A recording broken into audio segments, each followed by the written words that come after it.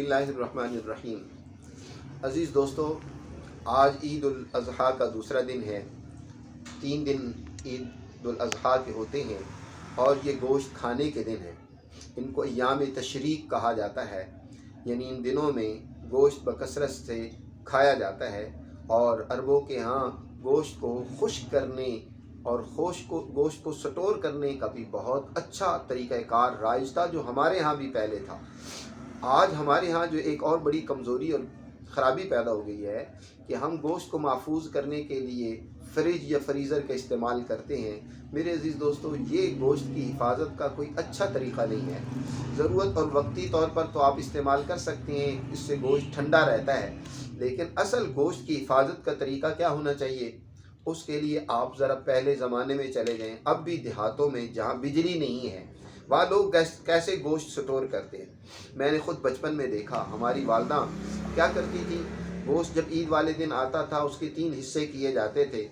एक हिस्सा गरीबों में तकसीम किया जाता, एक हिस्सा रिश्तेदारों में बांट दिया जाता और एक हिस्सा उसका जो उस वक़्त खाना होता वो खा लिया जाता। बाकी उसको बड़े कढ़ाई के अंदर डालकर चूल्हे पर चढ़ा दिया जाता था और उसको खूब पकाया जाता था। उसमें चर्बी भी होती थी, आयल निकलता था, उसी आयल में वो गोश्त खुश्क हो जाता था।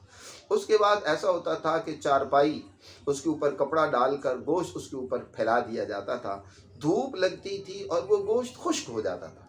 अब वो गोश्त साल भर भी महफूज रहता था और उसमें किसी किस्म के कोई मनफी असरात पैदा नहीं होते थे और वो सेहत के लिए इंतहाई मुफीद रहता था।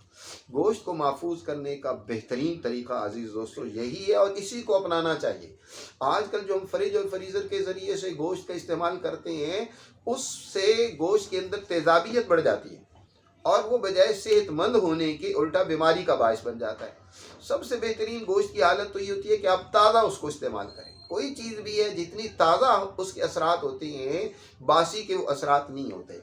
तो अव्वलन तो ताज़ा रखें, बाकी गरीबों में बांटें, लेकिन उसकी हिफाजत की भी इजाज़त है। आप महफूज करना चाहें तो उसको अगर इस तरीके से महफूज कर लें तो बहुत ही उम्दा है। और फिर इसके साथ एक और बात भी याद रखें कि गोश्त जब आप स्टोर शुदा इस्तेमाल करते हैं तो उसमें तेज़ाबियत बढ़ जाती है। फिर आम तौर पर एक वक्त का खाना बना हुआ हम दूसरे टाइम तीसरे टाइम इस्तेमाल करते हैं, वो भी इंसान के अंदर तेज़ाबियत बढ़ा देता है। आजकल माशरे में वैसे ही वो चीज़ें ज़्यादा इस्तेमाल की जाती हैं जो तेज़ाबियत को बढ़ाती हैं। ईद का मौका है, कोल्ड ड्रिंक बहुत ज़्यादा इस्तेमाल की जाएगी, फास्ट फूड बहुत ज़्यादा इस्तेमाल किया जाएगा, बड़ा गोश्त बहुत ज़्यादा इस्तेमाल किया जाएगा। ये तेज़ाबी मादे इनके अंदर ज़्यादा होते हैं, एसिड इनमें ज़्यादा होता है। पहले ही बादीपन जिस्मों के अंदर बहुत ज़्यादा है, ठंडे मशरूबात की वजह से, ठंडे माहौल में रहने की वजह से। जो तो साहिब सरवत लोग हैं वो हर वक्त एसी में रहते हैं, गाड़ी एसी, घर एसी, दफ्तर एसी, हर जगह एसी में। उसकी वजह से जिस्म के अंदर जो है तेज़ाबियत और बढ़ जाती है। जितनी ठंडक बढ़ती चली जाएगी, इतनी याद रखें आपके जिस्म में तेज़ाबियत बढ़ती चली जाएगी और तेज़ाबियत आपके जिस्म में ज़ख़म भी कर देगी, आपकी ग़िज़ा वाली नाली में जलन पैदा करेगी और इसी तरह ज़ख़म पैदा कर देगी और इसी तरह जिस्म के मुख्तलिफ़ जोड़ों में रुक कर यही एसिड आपके लिए दर्दों का बाइस बन जाएगा, उन जोड़ों को मुंजमद करने का बाइस बन जाएगा। इसलिए आप हद्दुल वसा कोशिश करें, स्टोर शुदा बासी चीज़ मत इस्तेमाल करें, ताज़ी चीज़ इतनी बनाएं जितनी इस्तेमाल हो जाए। सबसे बेहतरीन तरीक़ा यही है। और फिर स्टोर करने का तरीक़ा भी क्या है, जो अच्छा तरीक़ा है वो मैंने आपको बता दिया, उसको अपनाया जाए।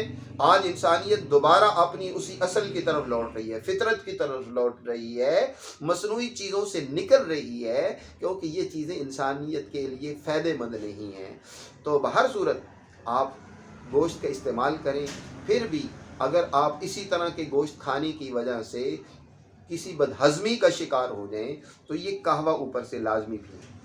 किसी दर्जे में इंशाअल्लाह आपको उस बदहज़मी का इलाज मिल जाएगा इस कहवे से। घर बैठे आप 2 से 3 दफ़ा ये कहवा पिएंगे तो आप बदहज़मी की मुसीबत से बच जाएंगे कि आपका खाना हज़म नहीं हो रहा है, भारीपन हो गया, सीने के ऊपर चढ़ रहा है, या इसी तरह और मरोड़ पड़ रहे हैं या बेचैनी हो रही है। तो बहर सूरत اگر تو پخانہ پیچش کی صورت میں آ رہے ہوں تو ہماری ویڈیو اس میں ہمارے چینل میں موجود ہے، آپ وہ سرچ کر کے اس کو جو ہے ضرور ایک دفعہ سنیں، انشاءاللہ اس کا علاج بھی آپ کو وہاں سے مل جائے گا۔ میں یہاں صرف بدہضمی کا علاج بتانے لگا ہوں۔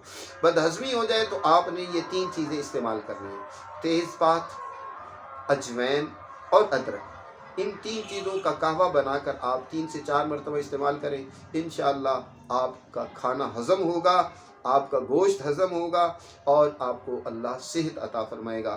دعاؤں میں یاد رکھیں اپنے دوست حکیم عثمان غنی۔ بہت